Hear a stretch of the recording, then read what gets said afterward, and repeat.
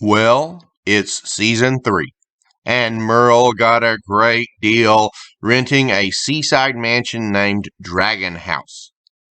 I wonder why it was such a good deal.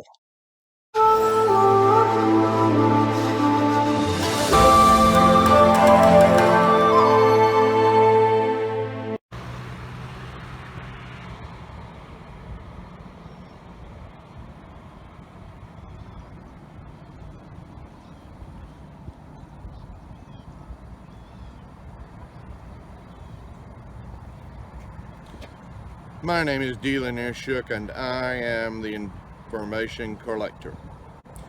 Today I'm coming to you from Asheville, North Carolina's River Arts District, where the warehouse district has been turned into an amazing dining, art, and entertainment district. Right now, it's not crowded, but there are lots of people enjoying the wonderful afternoon. I think it's like 75 degrees down here by the river. Over there, there's a whole new river walk area. I mean, it's a beautiful bike lanes, bridges, amazing. River Arts District, look it up. There's something here that you will be interested in.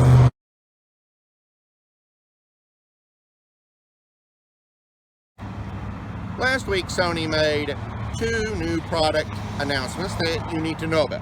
On Wednesday, they announced the beginning of the use of sustainable paper material called Original Blended Material, which will be made from bamboo and sugarcane fibers and recycled paper. The bamboo they really like because it has a shorter growth cycle and it has less impact on the CO2 outtake cycle. The sugar cane is very interesting. The sugar cane is what's called sugarcane pomace. This is the solid remains after they press out the sugarcane juice. Now, in the press release, it said this will come from around the Nakhon Sawan, Thailand area. This is home to a KTIS sugar plant. Now, the Bangkok Post article was very useful in looking this up. KTIS has its slogan, "More than sugar." And that's very applicable. See, they said their sugarcane pomace would otherwise be used as energy that would increase CO2 gases. But KTIS has a strong biopower division.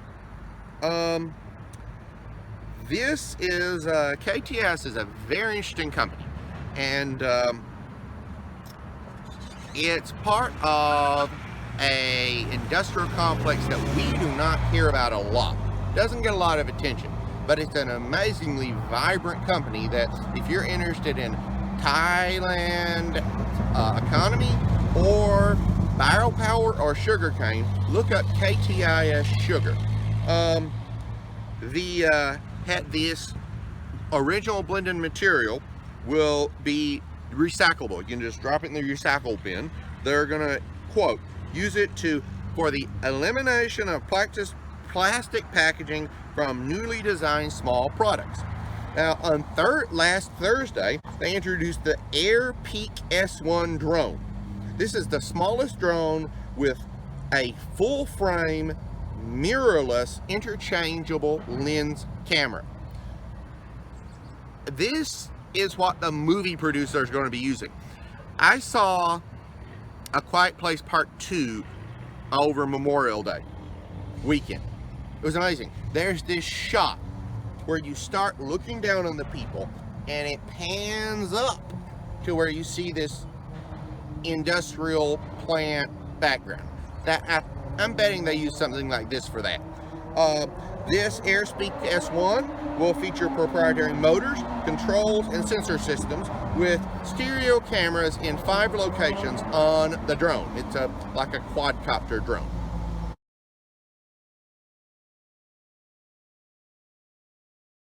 Last Friday, South Africa's Western Cape Finance and Economic Opportunities Department called for proposals for new renewable energy projects in the Western Cape area.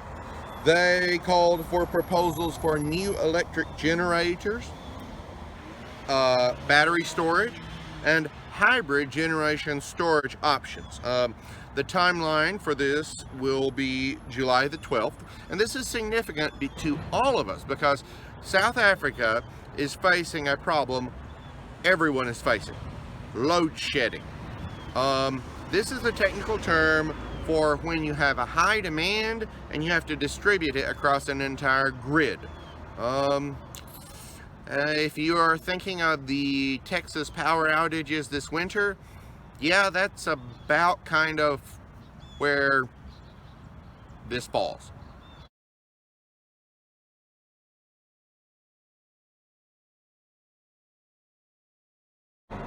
This has been a busy week at the State Department.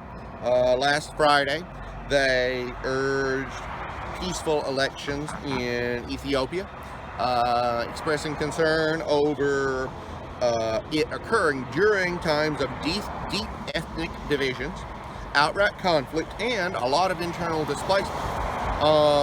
Ethiopia is going through a lot of trouble right now. We've heard about the issues in the Tigray region. In fact, actually, Eritrea had a long-running rebellion against the Ethiopian government of Addis Ababa, and they finally succeeded in independence. Well, Eritrean troops are actually intervening alongside Ethiopian troops in the Tigray region. So, very concerning situation that deserves prayers. Last Thursday, the State Department condemned Nigeria's suspension of Twitter and the threat to arrest and prosecute people who use Twitter. Last Wednesday, the State Department called on Nicaragua's Ortega government to release opposition candidate Christiana Chamorro and her associates in accordance to Organization of American States and UN Human Rights pleas for a return to normal election. They're going to have elections in November, and they have done some serious crackdowns on the opposition. Sanctions have been placed by the United States on President Ortega's daughter, on the president of Nicaragua's central bank, and the director of the military pension fund.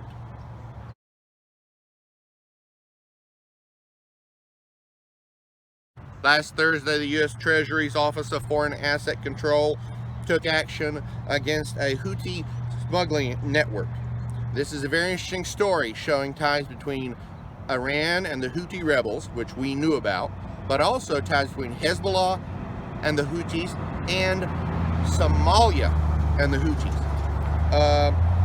So the smuggling network is led by Iranian-based Houthi financier Sayed al-Jamal, who's alleged to have used their Hezbollah connections to smuggle tens of millions in revenue through commodity sales, including Iranian oil. The sanctions allege that this financing enables continuing Houthi attacks that threaten civilians, undermine peace efforts, and starve millions of civilians. Now, this is an interesting thing. The sanctions include Adun General Trading, which is based in both Turkey and the United Arab Emirates. This is interesting because Saudi Arabia and Turkey are at odds. There was a journalist that was killed allegedly at the Saudi embassy in Turkey, and that is the tip of the iceberg in this rift in the Middle East. But Adun General Trading also has Somali connections, and you really don't have to have watched Black Hawk Down to know what that means in that part of the world. In fact, just in December, the United States deployed a force, rough in my opinion, functionally equivalent to the force we sent in at D-Day to evacuate about a battalion of soldiers from Somalia. So the Somali Houthi connection is significant.